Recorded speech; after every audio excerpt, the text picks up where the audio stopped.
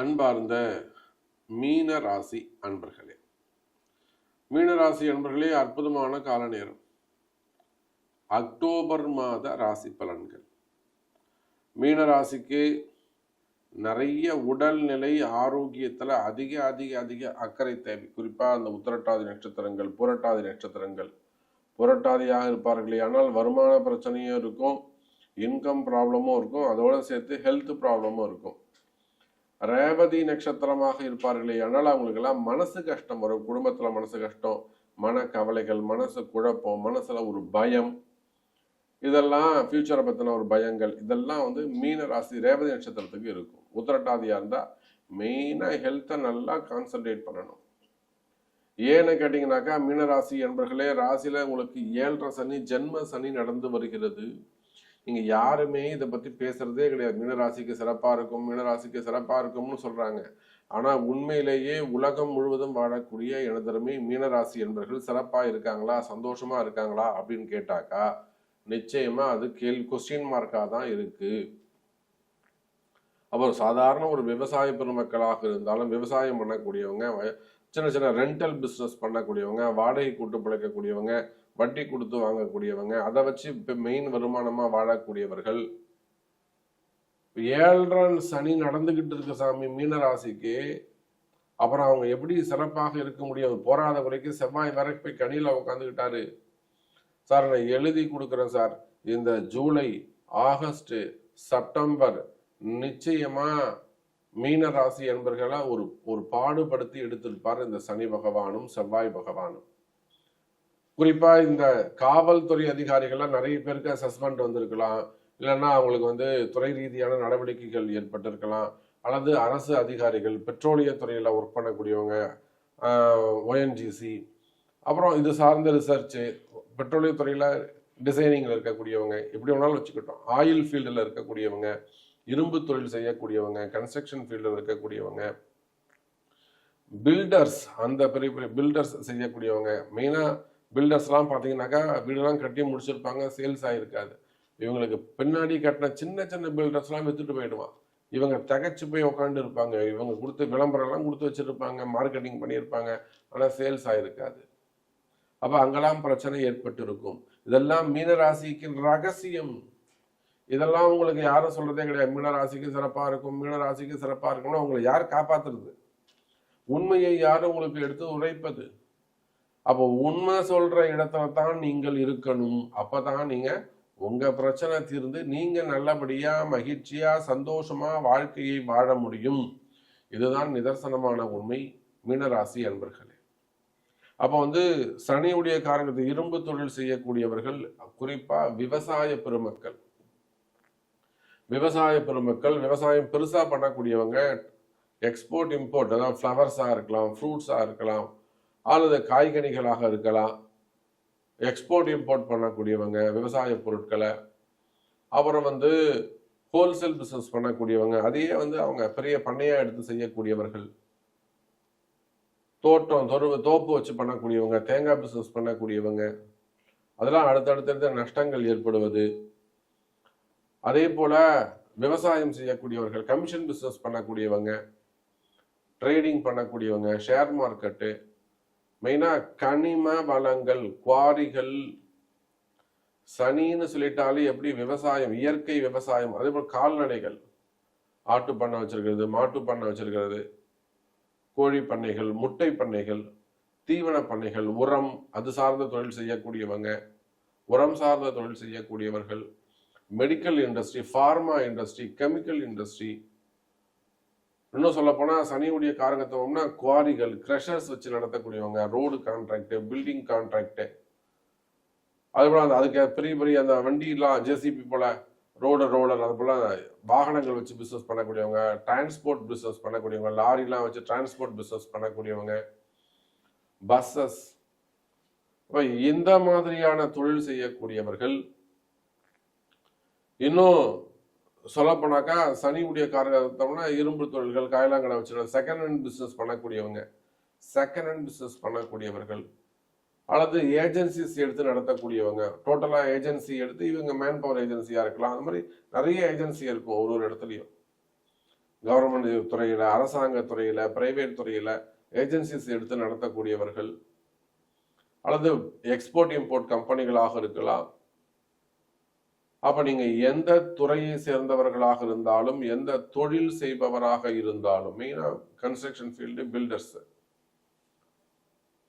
அப்ப நீங்க எந்த தொழில் செய்பவராக, அதே போல டெக்ஸ்டைல், அது மெயினா நம்ம சொல்லமே, டெக்ஸ்டைல் பிசினஸ், இதெல்லாம் 7.5 சனியுடைய தாக்கம் ஐயா. இன்னைக்கு ட்ரம்ப் சொல்லியிருக்கிறாரு, இன்னைக்கு ட்ரம்ப் வரி விதிப்பை போட்டிருக்கிறாரு. அவரு சொல்லறனாலும் அங்க 7.5 சனி வேலை செய்யும். புரியுதுங்களா? நம்ம அறிவை கொண்டு போய் அங்க செயல்படுத்தக்கூடாது. கிரகம்தான் வேலை செய்யும். அப்ப மீன ராசி அன்பர்களே, உங்களுக்கு அக்கு வேற ஆணி வேற, உங்களுடைய பிரச்சனைகள் என்னென்ன மாதிரியான பிரச்சனைகள் இருக்கும், நீங்க எந்த மாதிரியான தொழில் செய்பவர்களாக இருந்தால் என்ன மாதிரியான கடன் சுமைகளோ வருமான பிரச்சனைகள்லாம் உங்களுக்கு எப்படி இருக்கும், அல்லது குடும்ப பெண்களாக இருந்தாலோ ஃபேமிலி சப்ஜெக்டோ வேலை செய்கிற இடத்துல எப்படி போட்டி பொறாமைகள் இருக்கும், உங்களுக்கு எப்படி அவதூறுகள் இருக்கும், வீண்படி அவமானங்கள் இருக்கும், அல்லது நார்மலா நான் தான் நட்சத்திர பிரகாரம்னு சொல்லிட்டேன் உத்தரட்டாதியாக இருக்குமே. ஆனால் மெயினா நீங்க பிளட் டெஸ்ட் எடுத்துட்டு ஸ்கேன் எடுத்துட்டு ஆஸ்பத்திரியா போக வேண்டியதுதான். வீண் செலவுகள் ஏற்படும். அப்படி இல்லை ஆரோக்கியம் சிறப்பா இருக்குனாக்கா எங்கேயா காசு கொடுத்து ஏமாந்துட கொண்டிருப்பீங்க. அப்ப இந்த மாதிரியான கஷ்டப்படக்கூடிய மீன ராசி அன்பர்கள், இதெல்லாம் 7.5 சனியுடைய தாக்கம். கொடுத்த காசு திரும்பல சாமி, பணம் காசு கொடுத்துட்டு உட்காந்துட்டு இருக்க சாமி, வருமானம் வர கொடுக்க முடியாதுங்கிறான். இதெல்லாம் என்ன, கண்ணியில் இருக்கக்கூடிய செவ்வாய். அப்ப இத்தனை கஷ்டங்களும் மீனராசி என்பவர்கள் இந்த ஆகஸ்ட், செப்டம்பர், ஜூலை, ஆகஸ்ட் 3 மாசம் உங்களை சாமி வச்சு செஞ்சிருப்பாரு. பாடாப்படுத்தி எடுத்திருக்கும். முக்கியமான இடங்களை உங்களால் போயிருக்க முடியாது, ரீச் பண்ணியிருக்க முடியாது. சரி, உங்களுடைய ப்ராஜெக்டை போய் ரீச் ஆயிருக்காது, உங்களுடைய திறமை போய் ரீச் ஆயிருக்காது. அதே போல அரசியல் தலைவர்கள், பதவிக்காக காத்திருக்கக்கூடியவர்கள், நன்மை செய்தவர்கள், உண்மையா உழைச்சவங்க, இவங்க எல்லாருமே கூட பின்னாடி கை கட்டி நிற்க வேண்டிய ஒரு கால சூழ்நிலை ஏற்பட்டிருக்கும். இது எல்லாத்துக்கும் காரணம் வெறும் 7.5 சனி மட்டும் இல்லைங்க, சனி பார்த்த செவ்வாய். அதுவும் குறிப்பா 7ஆம் பாவத்துல சனி பார்த்த செவ்வாய். குடும்ப கஷ்டங்கள், கணவன் மனைவி கஷ்டங்கள், மன வருத்தங்கள். 7ஆம் பாவத்தில் இருக்கக்கூடிய சனி செவ்வாய் சேர்க்கை. நிறைய பெண்கள் கணவனோட சண்டையிடுவது, கணவனை புரிஞ்சுக்காம இருக்கிறது, அதை புரிஞ்சின்றாலுமே கூட கணவன் புரிஞ்சுக்காம இருக்கிறது, அங்க ஒரு ஏடா கூடமா பண்றது, கணவன் மனைவி பிரிவு, காதலர்கள் பிரிவு. நல்ல பழக்க வழக்க சாமி, நாங்க நெருங்கி படிக்கிட்டு இருந்தோம், திடீர்னு விரிசல் போச்சு, வராதன்ட்டாங்க, பார்க்காதன்ட்டாங்க.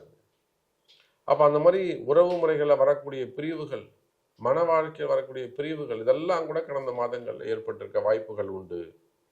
ஆனா இது எல்லாமே இந்த அக்டோபர் மாதம் உங்களுக்கு கை கொடுக்கக்கூடிய மாதமாக, வளர்ச்சியை தரக்கூடிய மாதமாக, மாற்றத்தை தரக்கூடிய மாதமாக அமைய போகுது. இவ்வளோ ஃபுல் டீட்டெயிலாக சொல்றீங்களா சாமி? உண்மையிலேயே நமக்கு இந்த அக்டோபர் சிறப்பாக இருக்குமா அக்கா? நிச்சயமா. ஏன்னா அந்த செவ்வாய் பகவான் இப்போ உங்களுக்கு ராசிக்கு 8ஆம் இடத்துக்கு வந்திருக்கிறாரு, மறைந்து விட்டார். 2 9 செவ்வாய். செவ்வாய் நல்லவர், ஆனா சனியோட சேர்ந்து தான் பிரச்சனை. சனி வேற வக்ரமா இருக்காரு.